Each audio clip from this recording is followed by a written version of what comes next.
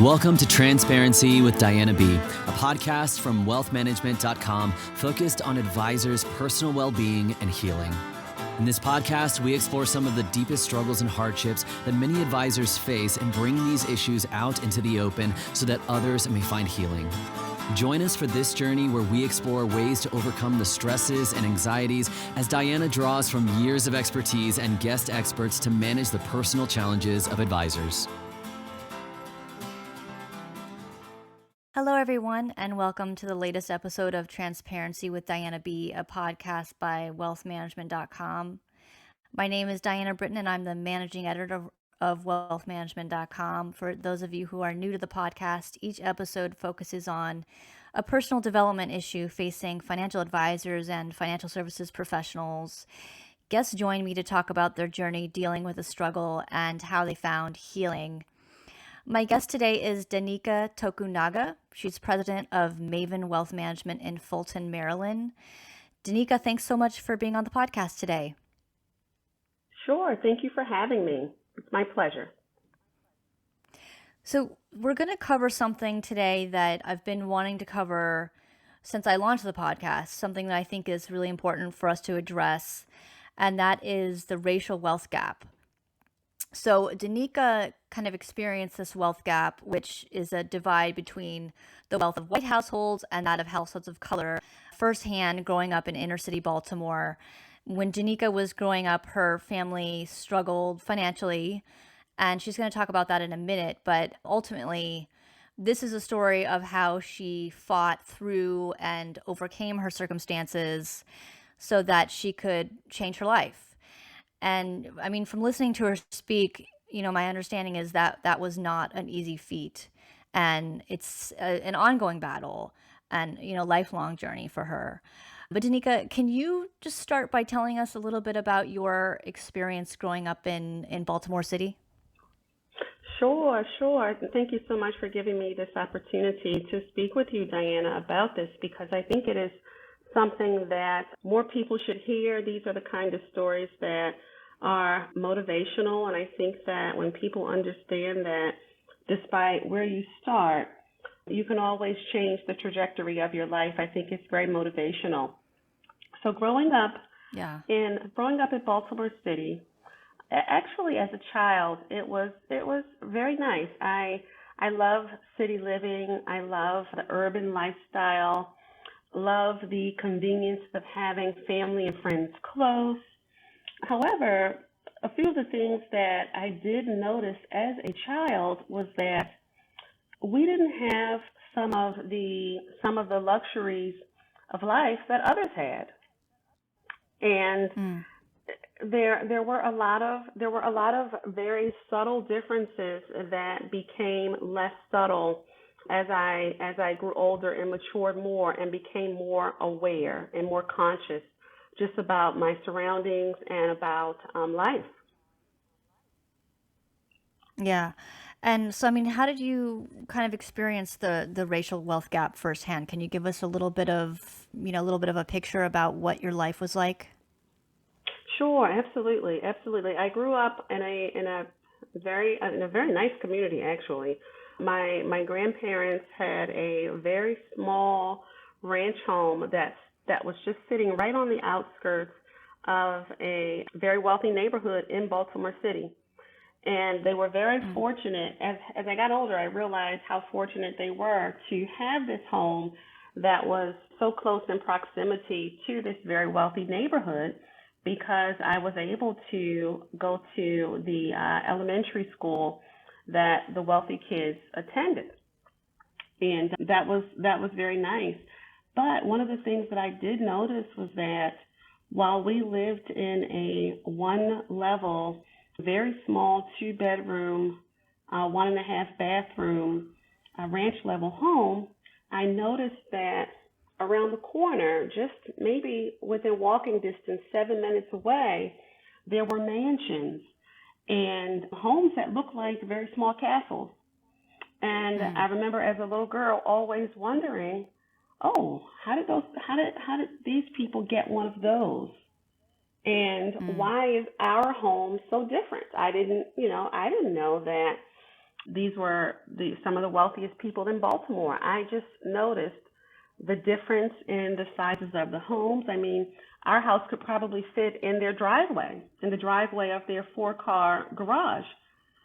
So that was one of the things I noticed very early on, and the differences became more noticeable as I grew older and my eyes were opened, and I realized that a lot of the opportunities, a lot of the privileges that were afforded to some of the other people in the community were not afforded to people on my side of the street. I mean, there's literally a street which formed the line of demarcation between the haves and the have-nots, if you will.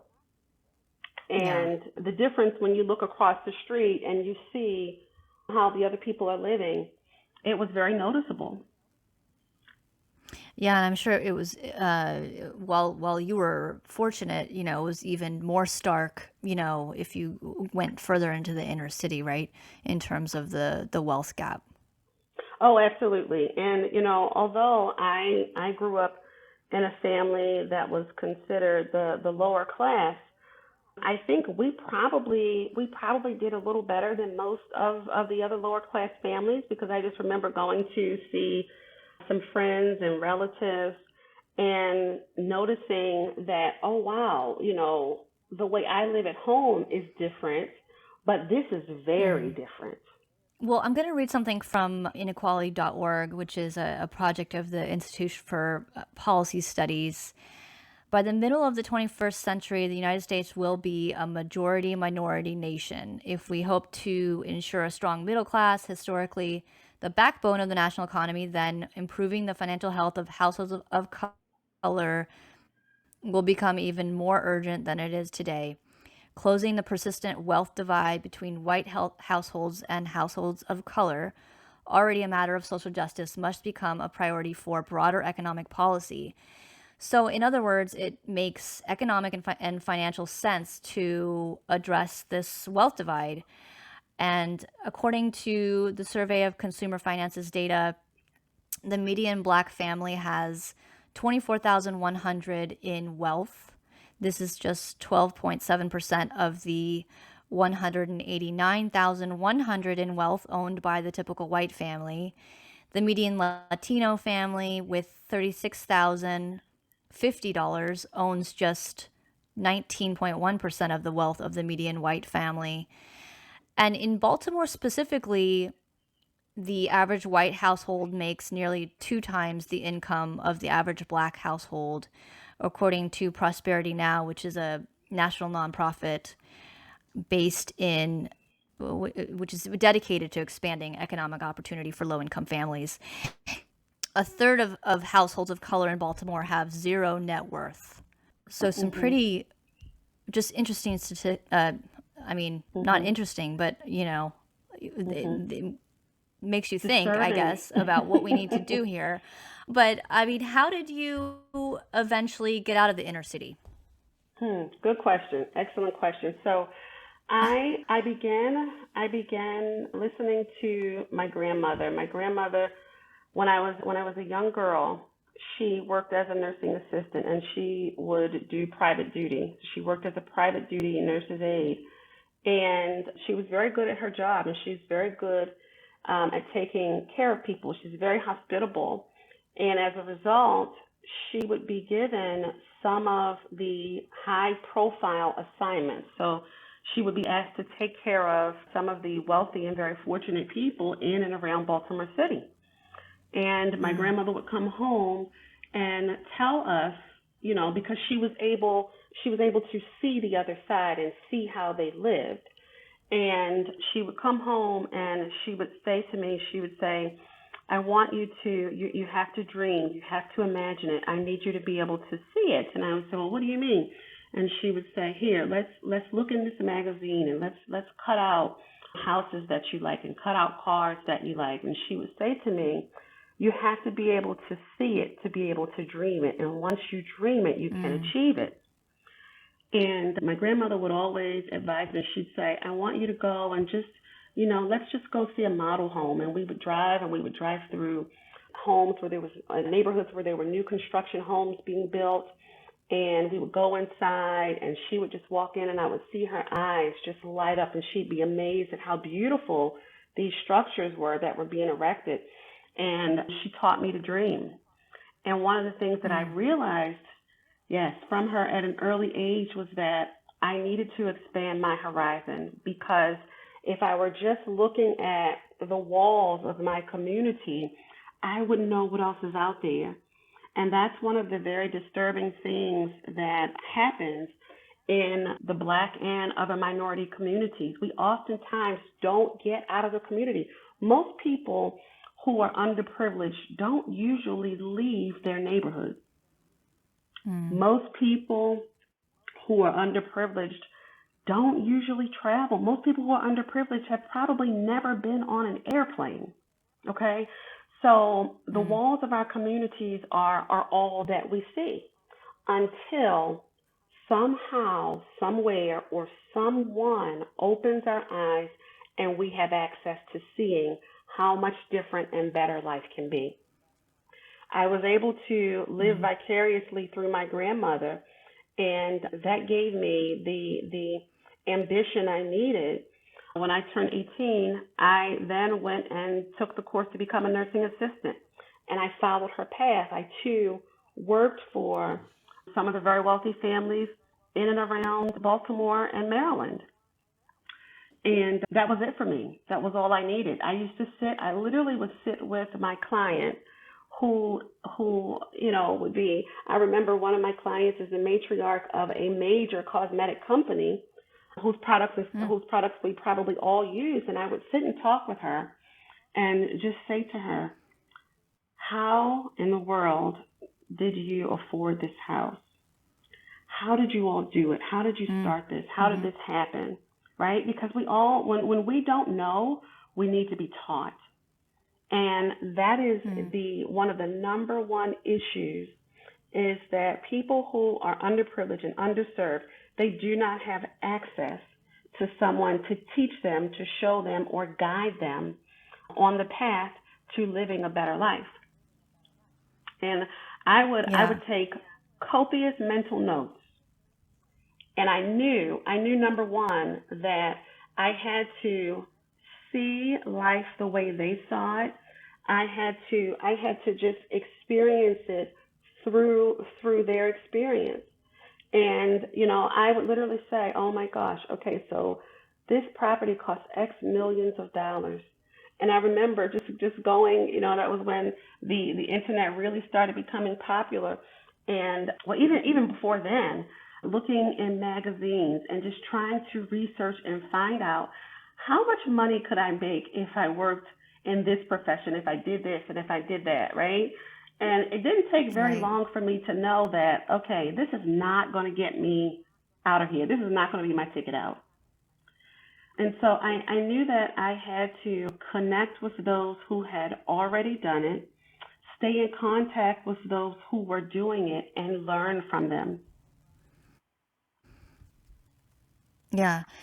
I wonder if you can tell me a little bit about your community college experience, because I know it was difficult, right, to get through. And what were some of the challenges there? Oh, sure. Well, for me, it wasn't community college itself that was difficult. The most difficult aspect for me was the fact that I was 18 years old and raising 3 children. I was, I was the parent to my 3 baby sisters. And that started at a very early age. And going to community college, I always had performed excellently in school. And the obstacle was getting back and forth to school. And I think at the time the girls may have been 1, 2, and 5 years old. And so I would literally have to take 3 buses to get to another county to attend community college with 3 children at the age of 18. Wow. How did you do that? How did you manage to? Well, oh my goodness, it was a lot of determination. It was just a lot of stamina. You really, that's one of the things about growing up as an underprivileged child, coming from a family where financial resources are limited, it is very, very easy not to succeed at certain levels. It really is. And, it becomes so much more difficult because you have so many things that you face on an everyday basis. So just normally when you wake up, children who grow up in an underprivileged family, they usually are not the only child. They usually have the responsibility of helping to raise their siblings in some way, helping to care for their siblings in some way. They probably live in a community where there may be drug problems, right? So, just to speak for myself, just to get to the bus stop, to catch the bus, to walk to the bus stop every day, I had to walk past the drug dealers. I had to walk past the guys soliciting me for sex. I mean, just as a kid, as an 11, 12, 13, 14-year-old, when you walk out your door, there are so many obstacles that you face before you even get to the bus stop. Okay, so just to get to the bus stop, to get on the bus, you've accomplished a significant feat. But then you carry all that with you to school throughout the day and back home. It's the same thing. Going back home, traveling that same path. And then you get home, and for the most part, you probably have to think about what you and your siblings are going to eat for dinner. I know growing up, I was a latchkey kid. I was a latchkey kid at 5 years old, walking home from kindergarten. My elementary school was just at the end of my block, right? It wasn't that far away, but I remember leaving kindergarten, I would walk home by myself. And most times my kindergarten teacher, very sweet lady, Miss Gaddy, she would say to me, Denika, wait a minute, don't leave yet. I'm going to walk you home, because she knew that I'd be walking home by myself, and she knew I had a key to the house. So she would walk me home and make sure I got in the house, and she said, now you go in and lock the door and don't open the door until your grandparents come home. So it is a totally different experience, a totally different childhood experience for kids who grow up with challenges that they have to face on a regular basis. Well, I appreciate you, sharing that with us, and kind of, hopefully it will open some folks' eyes up to what it's like. As you know, African Americans are grossly underrepresented in this industry. And I'm just wondering, can you tell us a little bit about what it's been like as an African American woman in this industry? What sort of challenges has that presented?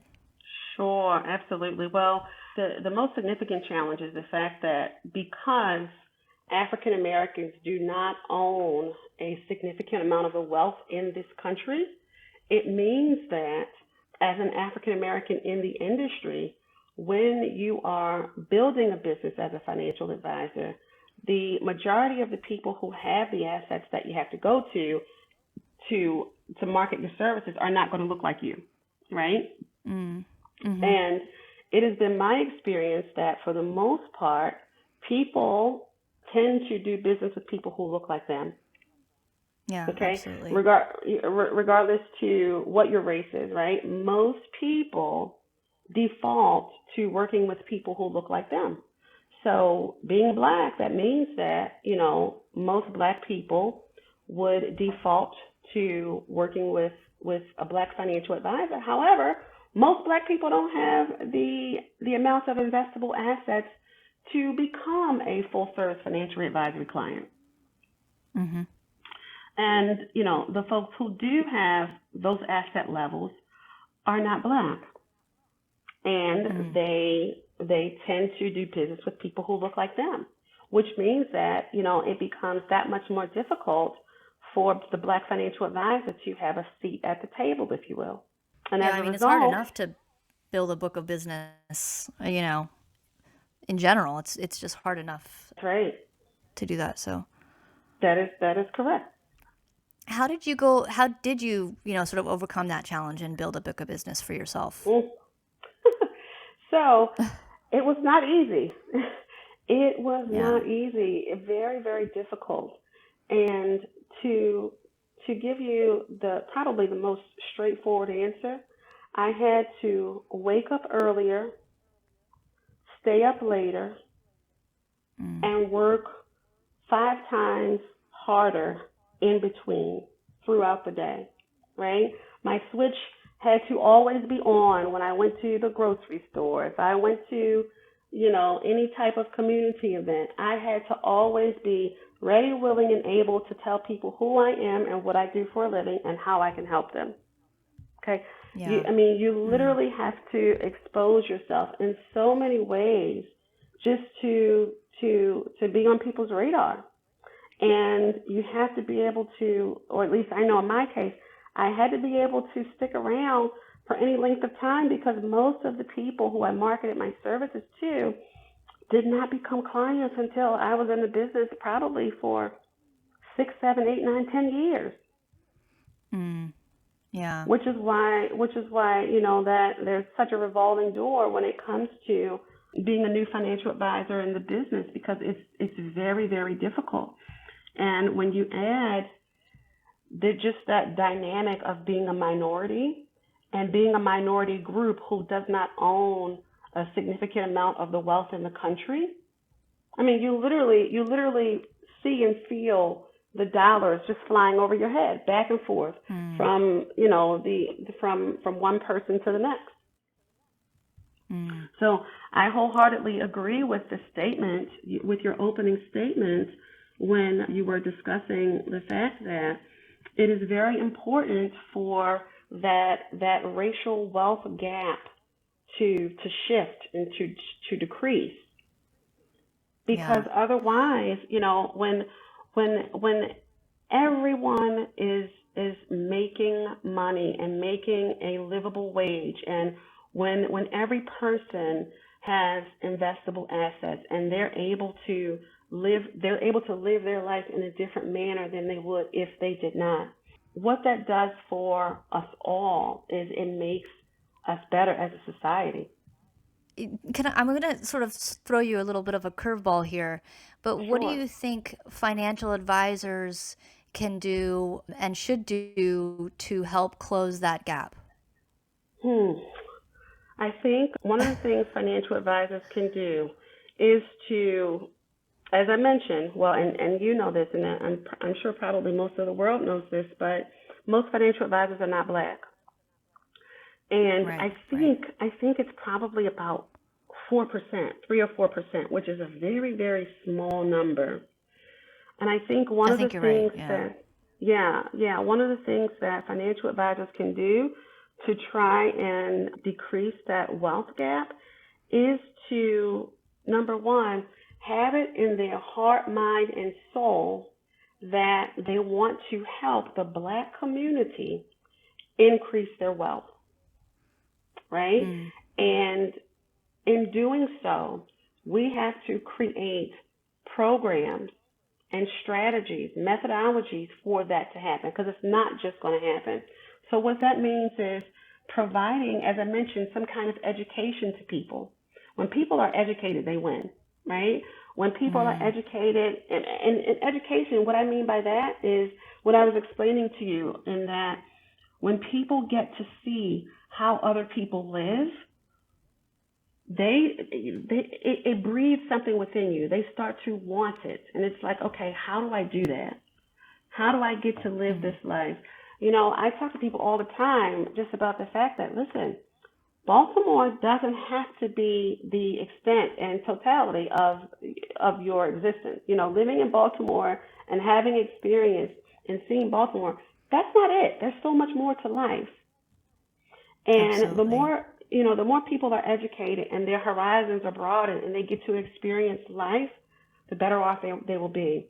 That happened for me with one of my private duty nursing clients.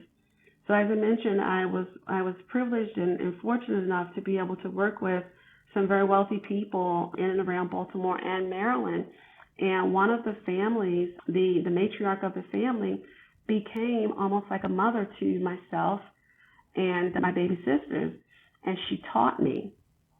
She gave me access. She exposed me. And I will forever be grateful to her for doing that because she didn't have to. And she showed me a completely different way of life. This woman, I was her nurse. I was her employee. I worked for her. And she did not have to share her life with me in the manner in which she did. But she did. We're from two different worlds. She's a white woman. I'm a very accomplished and successful white woman, and I'm a young black girl from Baltimore City. And I came there to provide a service to her, and that could have been the extent of our relationship. But she didn't let it end there. She wanted better for me, and she helped me significantly.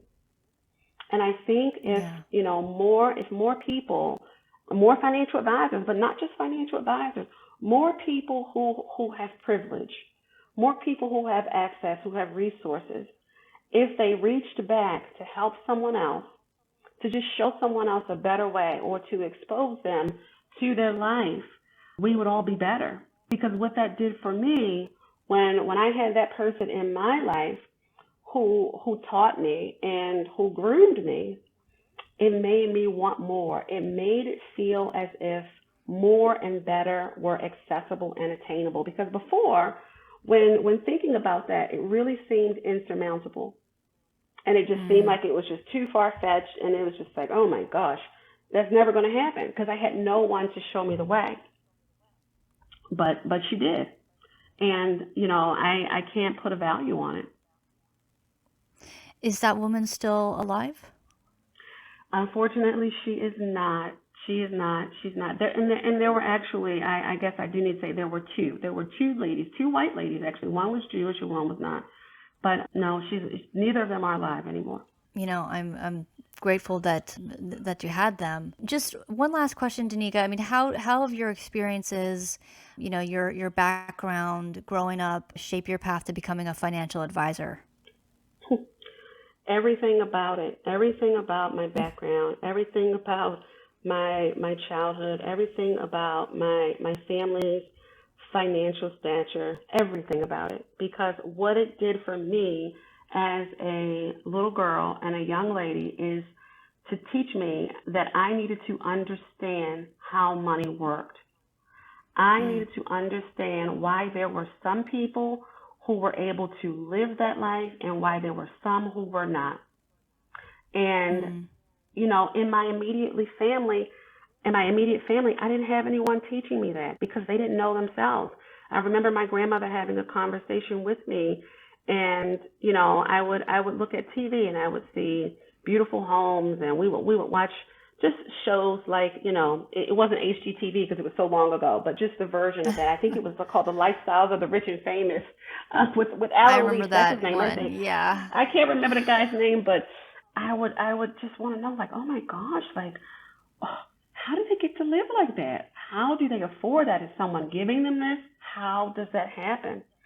And I knew that I needed to be educated. I knew I needed to go to college. And at the time, not many people in my family were going to college. And one of the things my grandmother told me was, she said, you know what? I don't know why you think that you're going to do all of these things in your life. She said, but I want you to do them. And she said, I wish that I knew how to tell you what to do and how to do it, but I don't. She said, I never dreamed that big, and I just didn't. She said, so what I want you to do, promise me that you will connect with people who think the way you think and who dream the way you dream. She said, you have to connect with like-minded people. She said, because I want it for you, but I just don't know how to tell you how to get there. And that's what I did. So I went to school and I just started studying money. I started studying how money works, economics and finance. How does money move through the system? Why do some people have it and why do some people not have it? And one of the things that I knew I needed to do was get my education. Yeah. Because I knew that was going to give me access to people who were educated. And it was going to broaden my horizon and give me just a totally different community of individuals to surround myself with. Yeah, well, we're just about out of time, but I'd like to thank my guest, Denika Tokunaga, for being on the podcast and for opening up about your life experiences. I really, really enjoyed our conversation today. Thank you, Diana. Thank you so much. It was such a pleasure. Thank you for the opportunity to speak with you and just share insight from my perspective. Thank you very much. Yeah, I think it's such an important perspective, and we really appreciate you opening up. And if you'd like to reach out to Denika or you have questions for her, you can reach her at denika.tokunaga@mavenwealthmgmt.com. And we'll put this in the show notes as well. And if you have a struggle yourself and you wish to share your experiences and help others in similar situations, please feel free to reach out to me at transparencywithdianab@gmail.com. I'd like to thank you for listening to Transparency with Diana B. If you've not subscribed to the podcast yet, please click the subscribe now button below. And this is Diana Britton reminding you that where there's healing, there is hope. We'll see you next time. Thank you for listening to the Transparency with Diana B podcast. Click the subscribe button below to be notified when new episodes become available. The information covered and posted represents the views and opinions of the guest and does not necessarily represent the views or opinions of wealthmanagement.com. The content has been made available for informational and educational purposes only. The content is not intended to be a substitute for professional advice. Always seek the advice of your healthcare provider with any questions you have regarding your particular situation.